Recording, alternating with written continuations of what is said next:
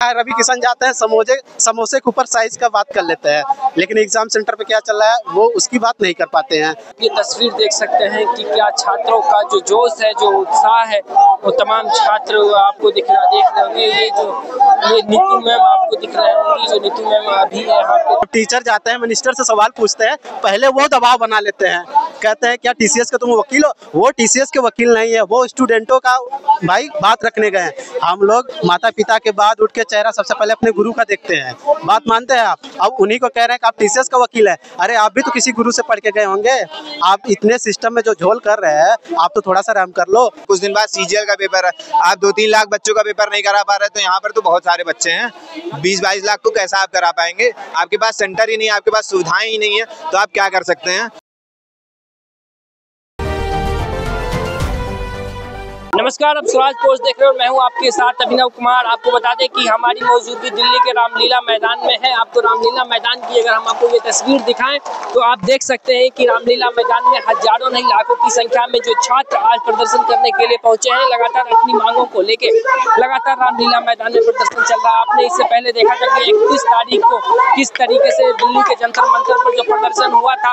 अब उसके बाद ये प्रदर्शन के बाद कहा गया था कि ये पूरा मामला जो है धीरे धीरे सरकार से बातचीत होने के बाद ये मामला ठंडा पड़ गया, लेकिन एक बार फिर से इस आंदोलन की शुरुआत की गई है दिल्ली के रामलीला मैदान, ऐतिहासिक रामलीला मैदान से। अब जरा हम समझने का प्रयास करेंगे कि किस मांग को लेकर आज एक बार फिर छात्र इकट्ठा हुए, क्योंकि लगातार डीओपीटी से भी इनकी बैठक हुई थी, सरकार के लोगों से भी इनकी बातचीत चल रही थी। कहा जाता है कि जो प्रक्रिया है, इस प्रक्रिया में पारदर्शिता लाई जाएगी। अब देखना है कि जो आज छात्र जो यहाँ प्रदर्शन कर रहे हैं किस मांग को लेकर प्रदर्शन कर रहे हैं। आइए कुछ लोगों से जरा बातचीत करते, देखते हैं इनका क्या कुछ कहना है। क्या नाम है अभी आपका?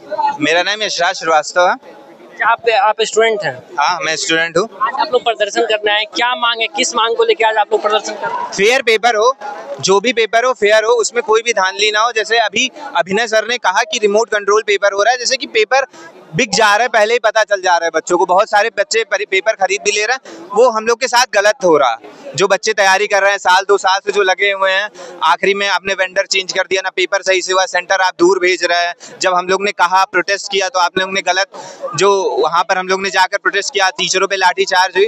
अब हम लोग बस इतना चाहते हैं, हम लोग ने परमिशन ली और यहाँ पर सब बच्चे इकट्ठा हो रहे हैं कि बस फेयर पेपर हो, जो भी पेपर हो अच्छे से पेपर हो, ना हमारा माउस दिक्कत है, ना हमारा कीबोर्ड दिक्कत है, ना पेपर का क्वेश्चन गलत हो, ना उसका आंसर गलत है। अभी स्टेनो का आंसर किया आया था, उसमें बहुत सारे क्वेश्चन गलत थे, क्वेश्चन कुछ और आ रहा, आंसर कुछ और आ रहा है। तो बहुत सी चीजें हैं जो सही करनी चाहिए और सरकार को भी इस पे काम करना चाहिए कि बच्चों की बात सुने वो, कि हाँ।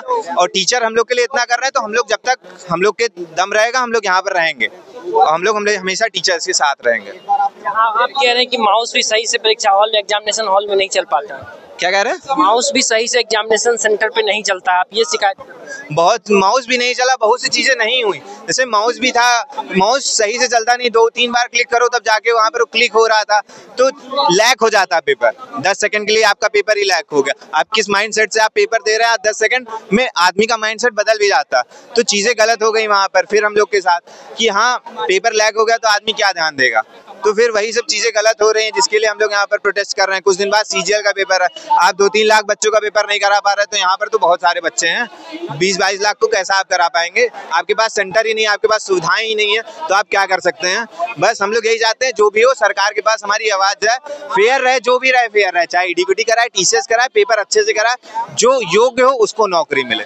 कुछ दिन पहले आप लोगों की सरकार से भी मुलाकात हुई थी, आप लोगों के शिक्षकों की, तो क्या उस मुलाकात का कोई असर नहीं? उस मुलाकात का कोई असर नहीं पड़ा, उस मुलाकात का कोई असर नहीं पड़ा। आप तुरंत उसके बाद स्टेनो का पेपर होना था, आपने तुरंत देखा क्वेश्चन गलत आ रहे हैं, क्वेश्चन कुछ आ रहे हैं, आंसर कुछ आ रहे हैं। तो ये भी बहुत बड़ी दिक्कत है। आपने वहां पर वादा किया टीचरों के साथ, फिर उसके बाद फिर वही चीज कर रहे हैं। तो ये प्रोटेस्ट बड़ा चलेगा, हम लोग सहयोग करेंगे पूरा अपने टीचरों का, पूरा सहयोग करेंगे। क्या लग रहा है कितना लंबा ये आंदोलन चलेगा आप लोग? ये जैसे कि परमिशन तो मिला है 2 दिन के लिए बस, लेकिन अगर पुलिस हमको मतलब सपोर्ट करती है तो हम हफ्तों या फिर 2 हफ्तों के लिए भी प्रोटेस्ट कर सकते हैं। जैसे कि आप जानते हैं कि मतलब स्टेनोग्राफर का जो पेपर हुआ है उसमें जो क्वेश्चंस आए हैं उसमें मैथ क्वेश्चन नहीं पूछे जाते, लेकिन मैथ क्वेश्चन भी पूछे गए हैं।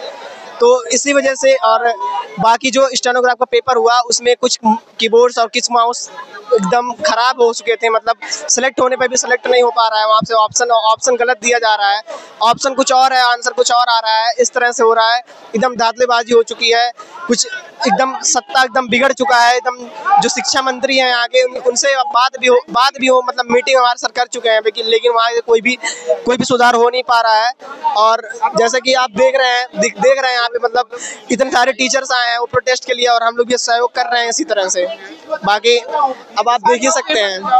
क्या आप क्या चाहते हैं कि पारदर्शिता हो, एग्जामिनेशन पारदर्शिता की कमी है परीक्षा सेंटर में, यही आप कहना चाहते हैं? ये पारदर्शिता कमी इसलिए है क्योंकि यहाँ पे आप एडीक्यूटी मतलब जितने भी पहले भी एग्जाम जिसने भी करवाया है वो सब पूरे एकदम खराब तरीके से करवाया है, क्योंकि वहाँ का जो पेपर है सब लीक हो चुका है। और ये अब सीजीएल का एग्जाम करवाएगी जिसमें 54 लाख से 60 लाख लोग फॉर्म भरते हैं और बैठते हैं 30 लाख लोग। 30 लाख लोगों में से कुछ नहीं तो 15 लाख लोगों का एग्जाम बर्बाद हो जाएगा।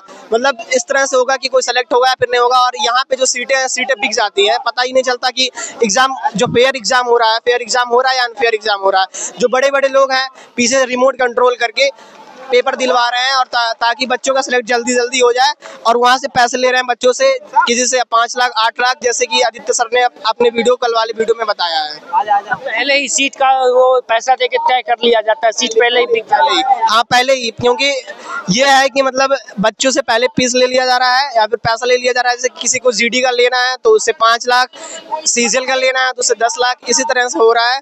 बाकी ये है कि इन्हें सबको रोक के लिए हमारे टीचर्स यहाँ पे आंदोलन दे रहे हैं और हम लोग के भी सहयोग कर रहे हैं इसी वजह से। भाई बहुत सारे जब टीचर जाते हैं मिनिस्टर से सवाल पूछते हैं, पहले वो दबाव बना लेते हैं, कहते हैं क्या टीसीएस का तुम वकील हो? वो टीसीएस के वकील नहीं है, वो स्टूडेंटों का भाई बात रखने गए हैं। हम लोग माता पिता के बाद उठ के चेहरा सबसे पहले अपने गुरु का देखते हैं, बात मानते हैं आप। अब उन्हीं को कह रहे हैं कि आप टीसीएस का वकील है। अरे आप भी तो किसी गुरु से पढ़ के गए होंगे।